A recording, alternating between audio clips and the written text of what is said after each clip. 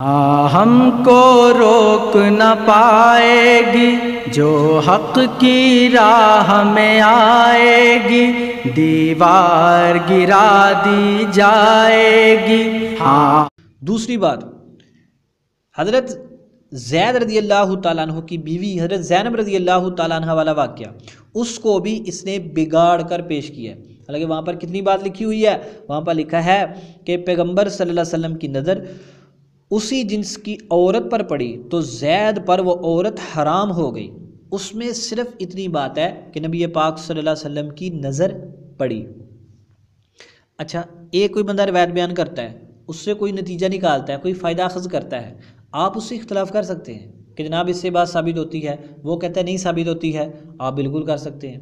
اس کے ساتھ ایک بات یہ بھی یاد رکھیں کہ صحابہ اور سکر یہ صوفیہ کی اصطلاح ہے، اس پر ہم انشاءاللہ الگ سے بیان کریں گے اور آپ کو اچھے طریقے سے سمجھا دیں گے کہ وہ اس سے کیا مطلب مراد لیتے ہیں۔ یہاں پر فقط ہم بات کریں گے حضرت زینب رضی اللہ تعالی عنہا والی۔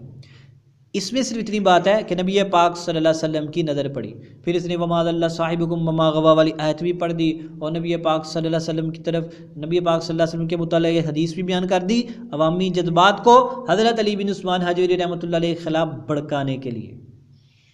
اس کو یہ نہیں پتا کہ حضرت علی بن عثمان حجویری رحمۃ اللہ علیہ نے جس روایت کی طرف اشارہ کیا ہے وہ مسلمانوں کی معتبر کتابوں کے اندر روایت موجود ہے اور حدیث کی کتابوں میں وہ روایت موجود ہے۔ ذرا غور کیجئے، یہ ہمارے سامنے کتاب ہے کتاب الاحادی والمثانی لابن ابی عاصم، جلد نمبر 5 صفحہ نمبر 428۔ اس میں ایک روایت ہے، ابو بکر بن سلیمان بن ابو حثمہ فرماتے ہیں کہ بے شک اللہ کے رسول صلی اللہ علیہ وسلم حضرت زید بن حارثہ رضی اللہ تعالیٰ عنہ کے گھر کی طرف آئے، پھر اجازت لی، پھر آگے لمبی بات لکھی ہوئی ہے، آپ اس کو دیکھ سکتے ہیں، میں اس کا ترجمہ کرنا نہیں چاہتا۔ بس اس میں وہ جو حضرت علی بن عثمان حضرت اللہ نے بات بیان کی ہے نا، وہ اس روایت میں لکھی ہوئی ہے، آپ بس اتنی بات سمجھ لیں۔ اور اس روایت کے راوی حسن بن علی حلوانی، محمد بن خالد بن عثمہ، موسیٰ بن یعقوب، عبد الرحمن بن عبداللہ بن منیب، ابو بکر بن سلیمان بن ابو حثمہ، عبد الرحمن بن عبداللہ بن منیب لم اعرفہ، اور باقی راوی اس کے حسن الحدیث ہیں، ثقہ و صدوق ہے۔ اور اس کی روایت، اس روایت کی مطابقت میں ایک دوسری روایت بھی موجود ہے۔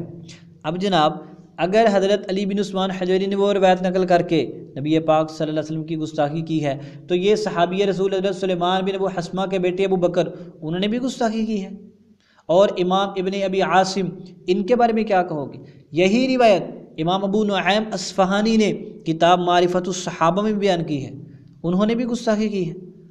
اور ڈنگرا کسی نے گستاخی نہیں کی تھی، اور تیرے اندر عقل کی کمی ہے جہلا، تجھے بات کی سمجھ ہی نہیں ہے۔ باقی اگر اس روایت پر کوئی اعتراض کرے، جیسے کرتے بھی ہیں وہ بدبخت عیسائی لوگ، ہندو، دوسرے تیسرے اسلام کی مخالف، یہاں پر آپ بات یاد رکھیں، ایک ہوتا ہے نظر کا پڑنا غیر اختیاری طور پر، اور ایک ہوتا ہے جان بوجھ کر کسی چیز کو دیکھنا، دونوں میں فرق ہے، فرق ہے دونوں میں۔ دیکھو نا، ایک ہے ایک بندے کا روزے کی حالت میں بھول کر کھانا کھا لینا یا پانی پی لینا، اور ایک ہے جان بوجھ کر کھانا کھانا، دونوں میں فرق ہے۔ شریعت نے کیا بتلایا؟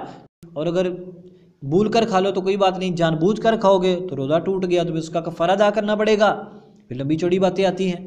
اسی طرح بہت سارے شریعت پہلی نظر پڑ گئی اچانک تو شریعت کہتی ہے معاف ہے، دوبارہ نظر نہیں پڑنی چاہیے۔ ایک ہوتا ہے کسی کام کا ہو جانا، ایک ہوتا ہے کسی کام کا کرنا۔ تو انہوں نے فرمایا کہ حضور پاک صلی اللہ علیہ وسلم کی نظر پڑ گئی، یعنی آپ صلی اللہ علیہ وسلم کی اچانک نظر پڑی تھی حضرت زینب رضی اللہ تعالیٰ عنہ پر، اور روایت کے اندر بھی یہی بات لکھی ہوئی ہے۔ اور دیکھو، اور نظر کا پڑنا یہ کوئی برا نہیں ہے۔ اچھا، اگر اس روایت میں یہ بات لکھی ہوئی ہے کہ نظر پڑ گئی یعنی اچانک، تو یہ بات تو ایک اور روایت میں بھی ہے، اس کے بارے میں کیا کہو گے؟ یہ سنن دارمی کی روایت ہے۔ دیکھو حضرت عبداللہ بن مسعود رضی اللہ تعالیٰ فرماتے ہیں رأى رسول اللہ صلی اللہ علیہ وسلم امرأة فأعجبته، اللہ کے رسول صلی اللہ علیہ وسلم کی نظر پڑی ہے ایک عورت پر، آگے اس کے لمبی بات لکھی ہوئی ہے، اور اس کتاب کا محقق کہتا ہے اسنادہ حسن، یہ سند حسن ہے۔ چلو جی، اس روایت کو ہم کہتے ہیں ضعیف ہے، اس روایت کو کیا کہو گے؟ یہ روایت تو معتبر ہے، اس روایت میں بھی یہی لکھا ہوا ہے۔ اگر صرف اتنا کہنا کہ رسول پاک صلی اللہ علیہ وسلم کی عورت پر نظر پڑی یہ آپ کی گستاخی ہے تو یہ بھی گستاخی ہے۔ حضرت عبداللہ بن مسعود ان کے بارے میں کیا کہو گے؟ روایت بھی معتبر ہے۔ نہ یہ بات نہیں، اچانک نظر کا پڑنا شرعی طور پر قابل گرفت ہے ہی نہیں، تو تم کیسے کہہ رہے ہو؟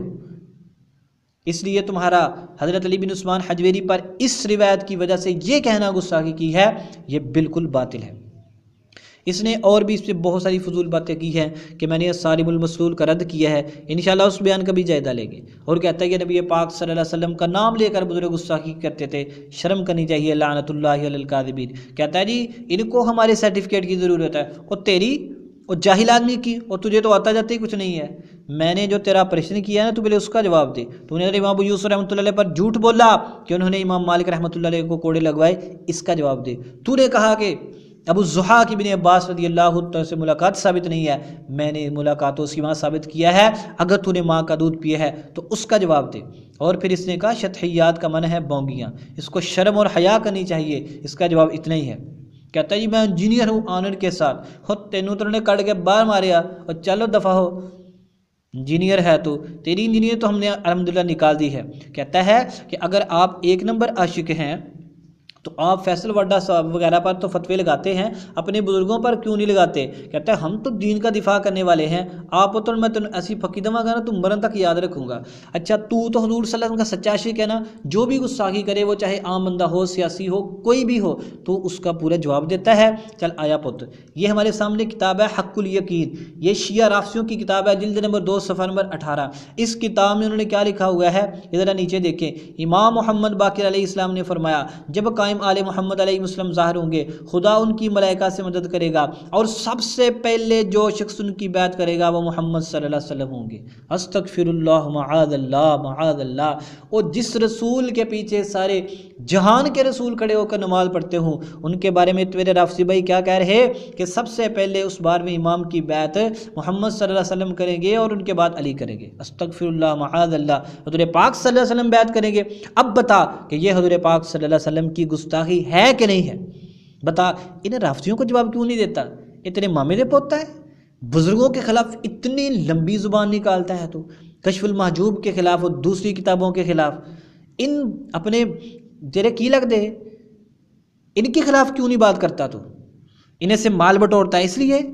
اور پھر دیکھ اس ذلیل شخص نے اوپر کیا لکھا ہوا ہے، ابن بابویہ نے علل الشرائع میں روایت کیا کہ حضرت امام محمد باقر علیہ فرمایا، امام باقر اس سے بری ہے، کہ جب ہمارا قائم ظاہر ہوگا عائشہ کو زندہ کرے گا تاکہ اس پر حد جاری کرے۔ اس سے تیری آنکھیں کیوں بند ہیں؟ اس کے خلاف لیکچر کیوں نہیں آتا؟ بیان ریکارڈ نہیں کرتا؟ تیری اتنی لمبی زبان اس باقر مجلسی کے خلاف کیوں نہیں کھلتی؟ اگر تو واقعی دین کا پہرے دار ہے، خادم ہے، تو صرف اہل سنت پر بک بک کرتا ہے، تو رافضیوں کے بارے میں کیوں چپ رہتا ہے؟ چلو تو نے کہا باقی لوگ تو 2 نمبر عاشق ہے کہ عام بندہ گستاخی کرے تو پیچھے پڑ جاتے ہیں، یعنی کہ اپنے گھر چپ رہتے ہیں، تو بزرگوں کے خلاف لمبی زبان کھولتا ہے، یہ تیرے کیا لگتے ہیں؟ یہ دیکھ اس نے کتنی باتیں لکھی ہوئی ہیں۔ اس نے حضرت محمد صلی اللہ علیہ وسلم کے بارے میں کیا لکھا، اور حضور پاک صلی اللہ علیہ وسلم کی بیوی حضرت عائشہ رضی اللہ تعالیٰ عنہا مومنوں کی ماں، یہاں پر تیری زبان کیوں خاموش رہتی ہے؟